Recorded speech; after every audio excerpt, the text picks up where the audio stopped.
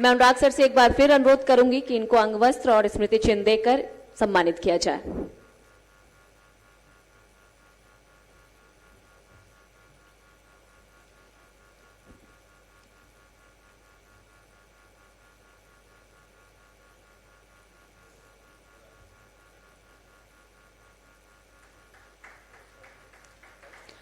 मंच पर मैं आमंत्रित करना चाहूंगी Ranjit Raman, director Kailash Sushil nursing institute and Ajay hospital.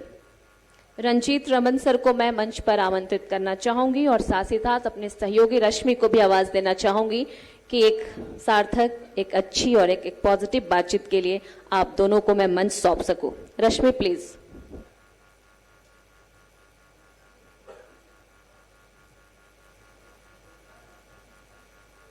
मंच पर हमारे साथ मौजूद है Ranjit Raman, director Kailash Sushil nursing institute and Ajay hospital.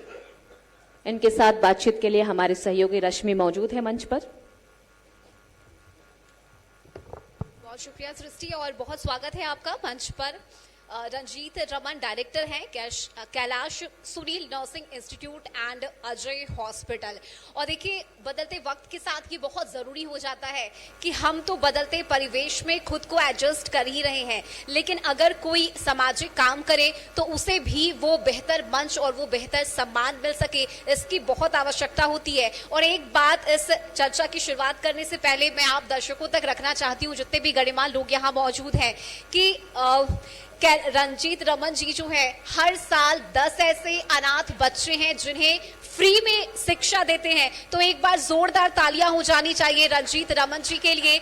और देखिए, जो सामाजिक काम आप कर रहे हैं, जिस तरह से इंस्टीट्यूट और हॉस्पिटल दोनों आप साथ लेकर चल रहे हैं, ये कहाँ से आया आपके मन में, कैसे आपने ये शुरू किया? क्योंकि जब आपसे मैं मंच के पीछे बातचीत कर रही थी, मुझे पता चला कि आप पहले सरकारी नौकरी करते थे और बहुत कम ऐसे लोग होते हैं जो गवर्नमेंट जॉब छोड़कर इस तरह से खुद अपने दम पर कुछ स्थापित करने का और एक नए नजरिए के साथ चीजों को जनता के बीच रखने का, लोगों के बीच रखने का वो हिम्मत आप पाते हैं। कहाँ से आई ये हिम्मत? सबसे पहले मैम, मैं कशिश न्यूज का मैं आभार व्यक्त करता हूँ कि हमें इस बहुमूल्य समय मिला है। और सबसे पहले मैं मुझे जन्म देने वाले माँ और पिता को मैं यहाँ से नमन करता हूँ, और देश के तमाम माँ और पिता को। सबसे पहले वो हमारे माँ और पिता के ही दिल से जो निकली थी वही आशीर्वाद मेरे ऊपर रहा। माँ का बहुत शौक था कि बेटा एक सरकारी जॉब कर ले। माँ का बस यही अरमान था। माँ को दिखाने के लिए मैंने 3 बार कोशिश की थी अपने जीवन में जॉब के लिए, और सौभाग्यवश माँ के आशीर्वाद से अच्छी खासी सत्यवादी राजा हरिश्चंद्र हॉस्पिटल दिल्ली में, नरेला में, जो अभी भी स्थापित हैं, मुझे एक छोटा सा पद मिला था। जब मैं वहाँ से छुट्टी के बाद निकलता था तो बिहार के जितने भी झुग्गी झोपड़ी में रहने वाले लोग थे हमारे बिहारी, तो मेरे अंदर कुछ बिहारी जाग गया। दिल्ली में मैं देखता था कि जब किसी को बुखार लगे, पेट खराब हो, एक मुट्ठी खुला टैबलेट दे देता था उसको। तो फिर लगा कि क्या टैबलेट दे रहा है, इससे हमारा बिहारी क्या खा रहा है, एक्सपायर वाली दवाई खा रही है या कौन सी दवाई खा रही है। मैंने उसको जाके जगाने की बात की कि यार चलो, मैं इस हॉस्पिटल में बिहार का हूँ। मेरा वैसे जन्मभूमि मेरा खगड़िया जिला हुआ, जो नदियों की हिंदुस्तान में नैहर कहलाती है, गंगा और कोसी की समागम है खगड़िया। मेरा कर्म भूमि पूर्णिया है, या देवों की भूमि है। मैं इस पूर्णिया के धरती को मैं नमन करता हूँ। तो मैं वहाँ से उस जो भी झुग्गी झोपड़ी में लोग रहने वाले थे, मैंने हॉस्पिटल में उठाकर ले जाया गया कि आप यहाँ से अच्छी दवाई खाओ, डॉक्टर हैं, अच्छे से देख रेख में अपनी इलाज करवाओ ताकि आप सुरक्षित रहो। उसी क्रम में एक घटना घटी थी 2005 में लगभग। मनोरमा नाम की, आप लोग न्यूज में हैं, जिन्हें मैं उस पर नहीं जाना चाहता हूँ, घटना घटी थी। मनोरमा नाम की लड़की थी। तो उसी आंदोलन में ऐसे न्यूज पर देख रहा था कि हमारा देश तो आज़ाद है, फिर भी हमारी बहनों के साथ इस तरह से, और कौन किया था उसकी भी मैं चर्चा नहीं करूंगा। मैं किसी बंधन में बंधा हूँ, नहीं चर्चा कर सकता हूँ। लेकिन मैं उसी में जो बिहार और झारखंड के जितने भी युवा युवती हमारे दोस्त मित्र थे, हमने आंदोलन शुरू कर दी और सामाजिक आंदोलन में नौकरी छोड़ के कूद गया। फिर एक हमारे गुरुदेव हैं जो डॉक्टर विवेकानंद, जो श्यामलाल ट्रस्ट की स्थापना खगड़िया में, अभी MBBS कॉलेज है वहाँ, गुरुदेव हमारे दिल्ली से हमें खगड़िया लाए कि चलो इस ऊर्जा को हम लोग खगड़िया में लगाएं। लोग वहाँ नदी नाले बाढ़ की स्थिति है। फिर हमने वहाँ नर्सिंग कॉलेज की स्थापना गुरुदेव के साथ किया और खगड़िया डूब गई। 8 में तो पूर्णिया में भी आ गई थी। उस बाढ़ में हमारी माँ बहनें तरफ तरफ करके बह रहे मर रहे थे और हमारे गुरुदेव की बहन की शादी करने के लिए जो पैसे रखे हुए थे वो तमाम पैसे हम लोगों ने उसको बचाने के लिए लोगों को करना शुरू कर दिया। इतने इतने पानी में एक महीने ये पूरे पैर में घाव हो गया था। लोगों की सेवा मदद करते करते आनी जगह तो था नहीं, कहाँ जाए, पानी में ही चौकी लगाओ, उस पर उसका इलाज करवाओ, इलाज करो, ऐसी स्थिति।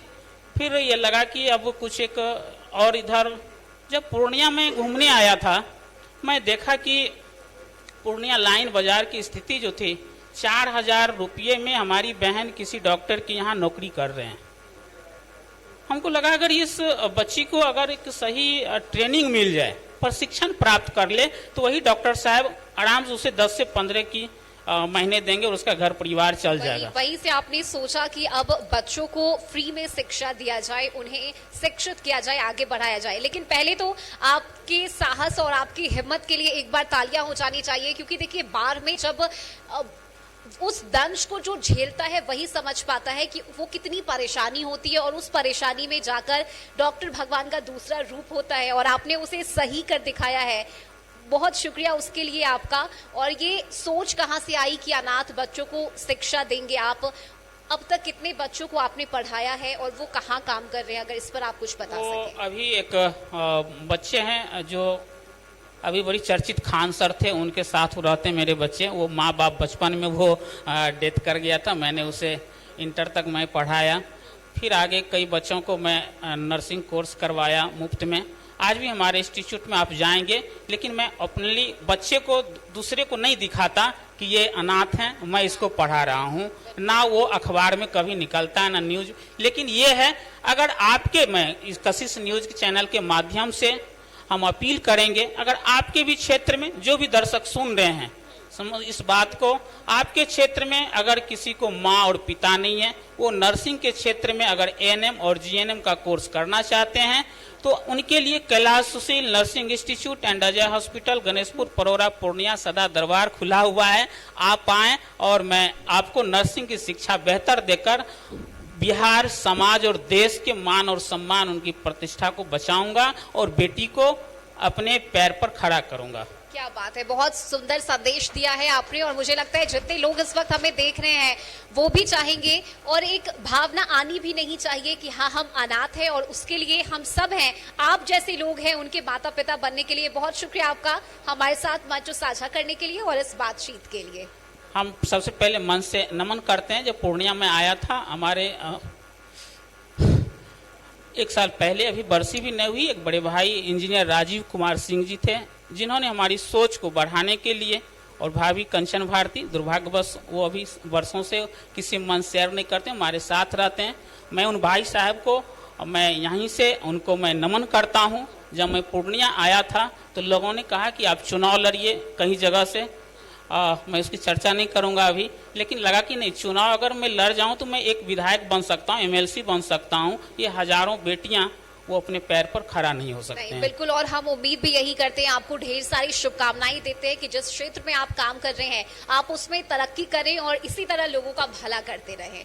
बहुत शुक्रिया आपका। और हमारे एक बार और बता दें, हमारे जो हॉस्पिटल है अजय हॉस्पिटल, वहाँ बेड चार्ज नहीं लगती है जी। वो आराम से कोई भी लोग आप आए और उसे भोजन भी अपने तरफ से हम कराते हैं और सभी प्रकार की इलाज होते हैं। जो भी मार्केट में जांच होती है वहाँ 50% लगता है, मात्र प्रत्येक पेशेंट को 100 रुपया ही फी लगता है किसी भी डॉक्टर से दिखाने के लिए। यानी एक बार मैं एक बात मेंशन करना चाहूंगी कि Kailash Sunil nursing institute and Ajay hospital ऐसा अस्पताल है जहां आपको कम खर्च पर इलाज मिलेगा, मुफ्त भोजन वहां उपलब्ध है, सस्ते बेड वहां पर उपलब्ध हैं। तो जितने भी मरीज हैं जिन्हें इलाज में किसी तरह की कोई परेशानी है, मल्टी स्पेशलिटी हॉस्पिटल है आपका, तो आप वहां जरूर जाइए और बहुत ख्याल आपका रखा जाएगा उस अस्पताल में। बहुत शुक्रिया आपका हमसे बातचीत के लिए, धन्यवाद।